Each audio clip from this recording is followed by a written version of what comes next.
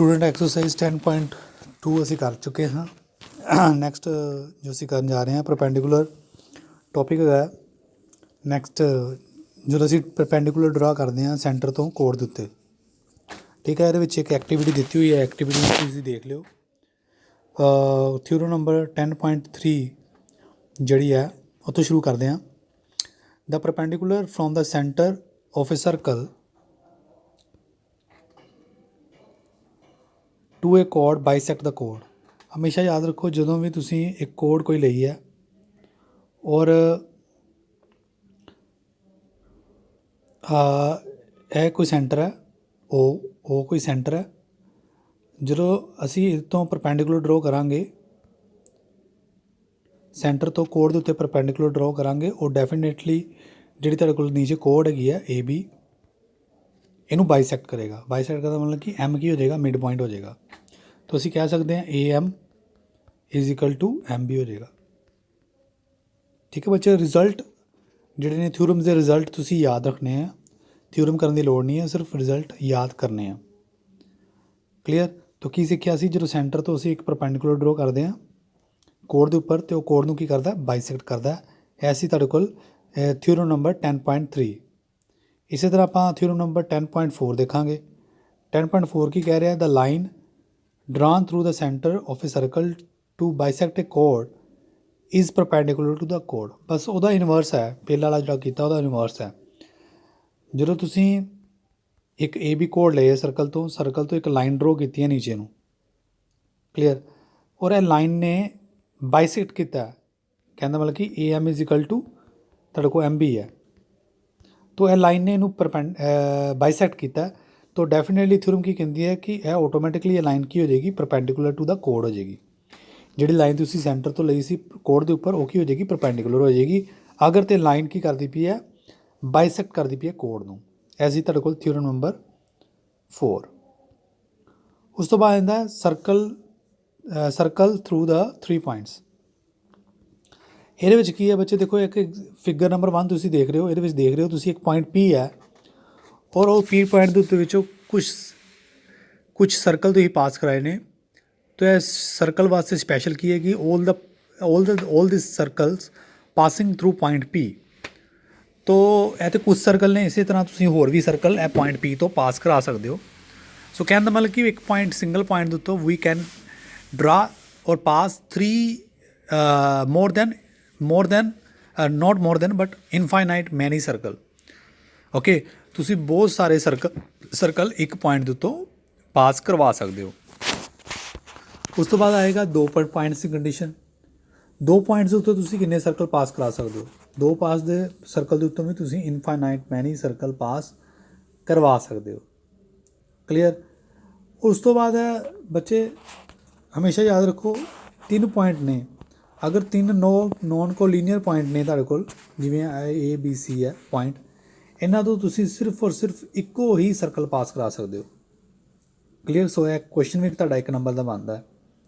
Clear ਕਿ 3 ਪੁਆਇੰਟਾਂ ਦੇ ਵਿੱਚੋਂ ਜਿਹੜੇ 3 ਨੋਨ ਕੋਲੀਨੀਅਰ ਪੁਆਇੰਟ ਹੋਣਗੇ, ਉਹਨਾਂ 'ਚੋਂ ਤੁਸੀਂ ਕਿੰਨੇ ਸਰਕਲ ਪਾਸ ਕਰਾ ਸਕਦੇ ਹੋ। ਸੋ ਆਨਸਰ ਉਹਦਾ 1। ਸੋ ਨੀਚੇ ਥਿਊਰਮ ਇਹਦੀ 10.5 ਹੈ, ਉਹ ਕੀ ਕਹਿ ਰਹੀ ਹੈ, ਦੇਖੋ ਇਹਨੂੰ ਐਜ਼ ਅ ਰਿਜ਼ਲਟ ਯਾਦ ਰੱਖੋ। there is only one circle pass through the 3 given non-collinear points। तो 3 अगर नॉन कोलीनियर पॉइंट्स है ने, तो तुसी उन्हां तो सिर्फ और सिर्फ एक ही सर्कल पास करा सकते हो। एग्जाम्पल नंबर 1 इंपॉर्टेंट नहीं है, तुसी देख लियो अपने आप। क्वेश्चन नंबर एक्सरसाइज 10.3 है, draw different pair of circles, how many point does each pair have in common, what is the maximum number of the common point. तो ਅਸੀਂ पेयर ऑफ सर्कल्स ड्रॉ करांगे, किन्ने ਤੁਸੀਂ ਕਰ ਸਕਦੇ ਹੋ। ਕਲੀਅਰ। ਸੋ ਜਿਵੇਂ ਮੈਂ ਇੱਕ ਪੇਅਰ ਕਰ ਸਕਦਾ ਡਰੋ, ਦੇਖੋ ਇਹ ਇੱਕ ਪੇਅਰ ਹੈ, 2 ਸਰਕਲ ਨੇ, 2 ਸਰਕਲਾਂ ਨੂੰ ਬਣ ਕੇ ਇੱਕ ਪੇਅਰ ਬਣਿਆ। ਸੋ ਇਹਦੇ ਵਿੱਚ ਕਿੰਨੇ ਪੁਆਇੰਟ ਕਾਮਨ ਨੇ, ਇਹਦੇ ਪੁਆਇੰਟਸ 0 ਪੁਆਇੰਟ ਕਾਮਨ ਹੈ, ਕਿਉਂਕਿ ਦੋਨੋਂ ਸਰਕਲ ਨਾ ਤਾਂ ਆਪਸ 'ਚ ਕੱਟ ਕਰ ਰਹੇ ਨੇ ਅਤੇ ਨਾ ਹੀ ਮੀਟ ਕਰ ਰਹੇ ਨੇ ਕਿਸੇ ਪੁਆਇੰਟ 'ਤੇ। ਤਾਂ ਇਹਨਾਂ ਵਿੱਚ ਕੋਈ ਵੀ ਪੁਆਇੰਟ ਕਾਮਨ ਨਹੀਂ ਗਾ। ਅਗਰ ਮੈਂ ਕੋਈ ਸਰਕਲ ਇਸ ਤਰ੍ਹਾਂ ਬਣਾਵਾਂ,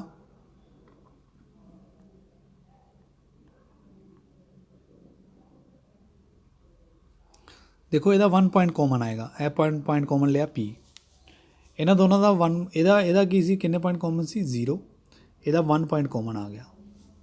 ਕਲੀਅਰ। ਇਸੇ ਤਰ੍ਹਾਂ ਮੈਂ ਇੱਕ ਹੋਰ ਸਰਕਲ ਬਣਾਵਾਂਗਾ, ਉਹਨੂੰ ਇੰਟਰਸੈਕਟ ਕਰਾ ਦਾਂਗੇ ਇੱਕ ਹੋਰ ਸਰਕਲ ਦੇ ਨਾਲ। ਹੁਣ ਇੱਥੇ ਕਿੰਨੇ ਪੁਆਇੰਟ ਕੰਟੈਕਟ ਦੇ ਵਿੱਚ ਆਏ, A ਔਰ B, ਇਹ ਪੁਆਇੰਟ ਮੈਂ ਲੈ ਲਿਆ A, ਇਹ ਪੁਆਇੰਟ ਮੈਂ ਲੈ ਲਿਆ B, ਸੋ ਇੱਥੇ 2 ਪੁਆਇੰਟ ਆਏ, ਰਾਈਟ।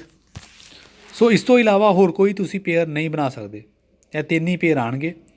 ਸੋ ਇਹਦੇ ਵਿੱਚ ਤੁਸੀਂ ਦੱਸ ਸਕਦੇ ਹੋ ਕਿ how many point does each common have in common. ਇਹਦੇ ਵਿੱਚ 0 ਪੁਆਇੰਟ ਕਾਮਨ ਹੈ, ਇਹਦੇ ਵਿੱਚ 1 ਪੁਆਇੰਟ ਕਾਮਨ ਹੈ, ਇਹਦੇ ਵਿੱਚ 2 ਪੁਆਇੰਟ ਕਾਮਨ ਨੇ। ਤਾਂ ਮੈਕਸਿਮਮ ਨੰਬਰ ਆਫ ਪੁਆਇੰਟ ਕਿਹੜੇ ਕਾਮਨ ਨੇ, ਉਹ ਹੈ 2, ਤਾਂ ਆਨਸਰ ਆਏਗਾ 2। 2 ਕੁਐਸਚਨ ਸੀ ਇਹਦੇ ਵਿੱਚ, ਦੋਨਾਂ ਦਾ ਆਨਸਰ ਤੁਸੀਂ ਲਿਖ ਦਿਓ। Suppose you R given a circle, give a construction to find its center। ਇਹ ਲੇਟਰ ਆਪਾਂ ਡਿਸਕਸ ਕਰਾਂਗੇ ਇਹਨੂੰ। If 2 circle intersect at 2 points, ਚਲੋ ਇਹ ਵੀ ਤੁਹਾਨੂੰ ਮੈਂ ਦੱਸ ਦਿੰਦਾ। ਇਹ ਜਿਹੜਾ ਕੁਐਸਚਨ ਹੈਗਾ, ਕੁਐਸਚਨ ਨੰਬਰ 2, ਦੇਖੋ ਕੁਐਸਚਨ ਨੰਬਰ 2 ਅਸੀਂ ਕਹਿ ਰਹੇ ਸੀ, question number 2, suppose you are given a circle, ਤੁਹਾਨੂੰ ਇੱਕ ਸਰਕਲ ਦਿੱਤਾ ਜਾਂਦਾ ਹੈ ਅਤੇ ਉਹਦਾ ਕੰਸਟਰਕਸ਼ਨ ਦੱਸੋ, ਉਹਦੀ ਕੰਸਟਰਕਸ਼ਨ ਕਿਵੇਂ ਹੈ, ਤੁਸੀਂ ਉਹਦਾ ਸੈਂਟਰ ਫਾਈਂਡ ਕਰੋਗੇ। ਠੀਕ ਹੈ। तो बच्चे देखो इतने नीचे स्टैप भी तुहानूं दिते हुए ने, बहुत ईजी चीज़ हैगी है।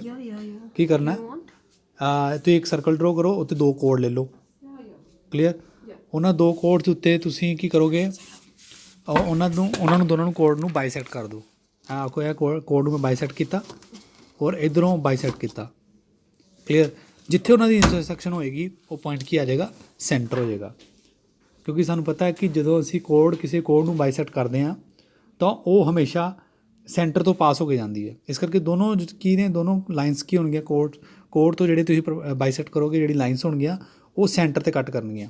तो जिथे सेंटर ते कट करनगियां वो तुहाडा ओ पॉइंट आ जाएगा, वो साडा सेंटर पॉइंट आ जाएगा। ठीक है।